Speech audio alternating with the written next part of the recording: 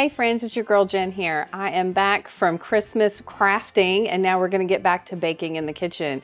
Today I am trying my hand at Spritz Christmas cookies. I got a new Spritz dough press here and I have been looking for some good recipes. I've kind of combined a couple of recipes that I like the ingredients of and I'm gonna try my hand at it today. So let's give this a try. Come on with me. All right, so we're gonna start with my handy dandy KitchenAid mixer. I love this stand mixer. I've used it for years. It's a staple in my kitchen. I've got my batter dough paddle mixer here. This is the attachment that I use, and this side helps to scrape down the dough as I'm putting the dough together. With this recipe, I'm gonna start off with making the base, which is the butter and the sugar. The butter's at room temp. Add that sugar, get it nice and creamed together, and then we're gonna move on to the flavoring extracts and the egg. We're gonna beat that up, incorporate all that together, scrape down the sides, and then we'll go to the more dry ingredients, which is the salt and the sifted flour. All right, so here we go. We're gonna start off with this butter. Sugar in, and get that started mixing. You wanna start off on a slow speed, otherwise you might end up with sugar all over your kitchen. All right, here's the part where we're gonna scrape down the sides, get all that dough off of that beater, and then also scrape off the inside of the bowl here. This will make it easier to incorporate your eggs and your extract. This is the almond extract. I've got about a half a teaspoon in here. And also the vanilla extract, which is my vanilla extract that I got from Mexico. It's supposed to be a half a teaspoon, but y'all know how I am. I like to measure my vanilla with love, so I put a little bit extra in here. And then here's your 1 egg at room temperature. You want to beat this for about 1 minute, gradually go up to high speed, and once you're at high speed, go ahead and start your minute count. All right, so as you can see, this mixture is starting to look really light and fluffy, but we still need to make sure we're continuously scraping down the sides to make sure everything is incorporated completely. All right, oh, that's looking so good. Look at that, guys. Nice and fluffy. Finish out that minute on high speed. All right, so we've got all of this blended completely. It's nice, smooth, and fluffy. So now we're gonna start with the flour and the salt. Now this goes in a little bit at a time. You wanna gradually put this in and you wanna mix it on low. So let's go ahead and add a couple of heaping spoonfuls. And again, we're doing this on low. You will have flour everywhere, and I have been so guilty of that myself. All right, before it gets too dry, let's go ahead and toss that salt in.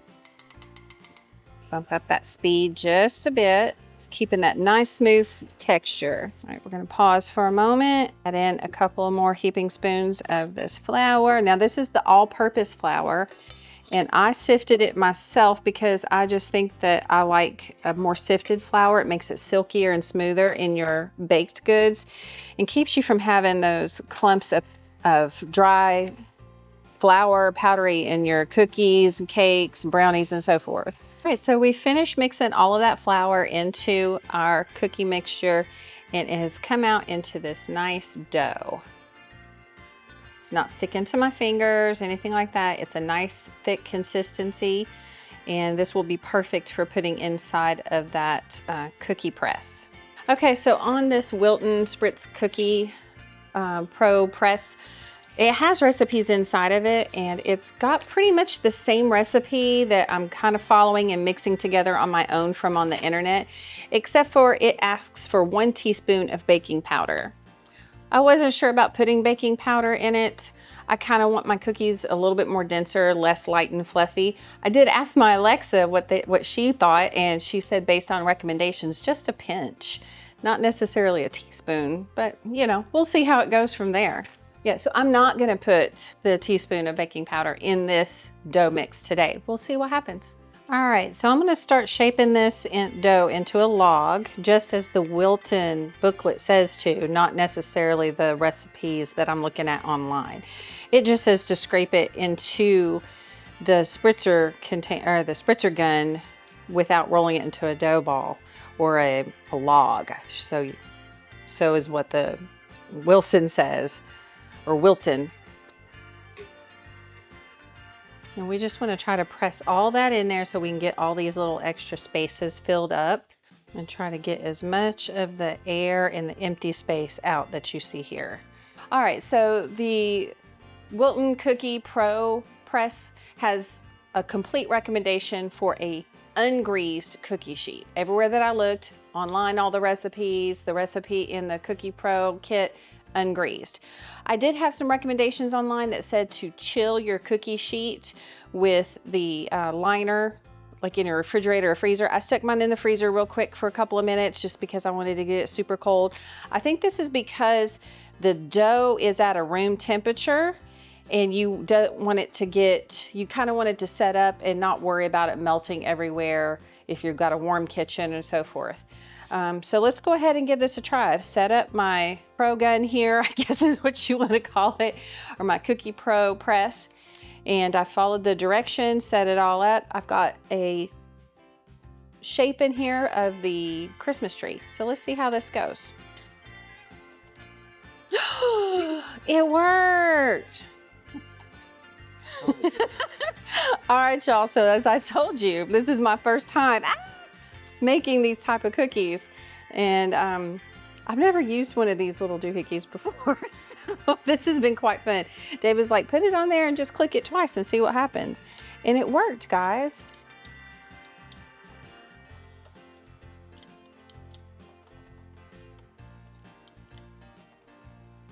Oh, now it's just wanting one click.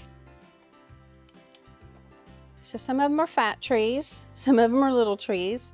Let's go ahead and pop these in the oven at 350 for about 8 to 10 minutes. So here we're making the snowflake press cookie.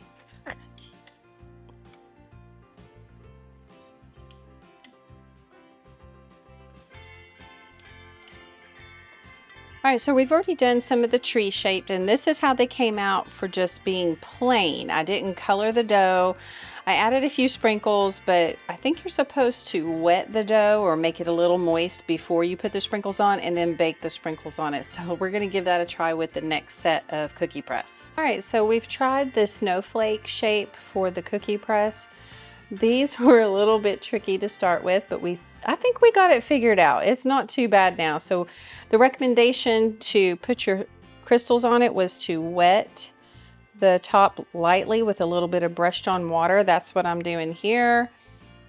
Just lightly going across the top with a little bit of water, just so I can add these colored crystals to the top. I think the easier part of this will be to color your dough. I think that's what I'm gonna do. So we're going to mix up some colors in the dough and go from there and see how we like that better. All right, so I didn't particularly care for wetting the cookie dough before I bake it, just so I can sprinkle some colored sprinkles on it. I just want to do these really quick. So my solution is going to be to add some color, food coloring. You're supposed to add gel. I'm out of gel today, so I've just got these little ones that I picked up off of Amazon, and I'm going to add the color to it to get a green color for my Christmas trees. And then I'll make another separate dough batch with different colors. You can do red, green, whatever you want for your holiday. I'm going to make Christmas trees, so these are going to be green.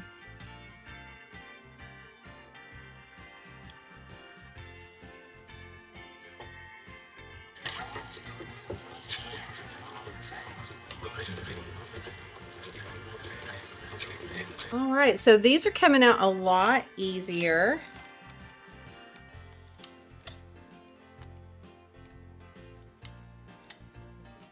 These look really cute. I definitely think I like doing the colors in the dough beforehand. All right, so my mother-in-law gave me the idea of brushing them with milk to get the sugar crystals to stick. So that's what we're gonna try this time.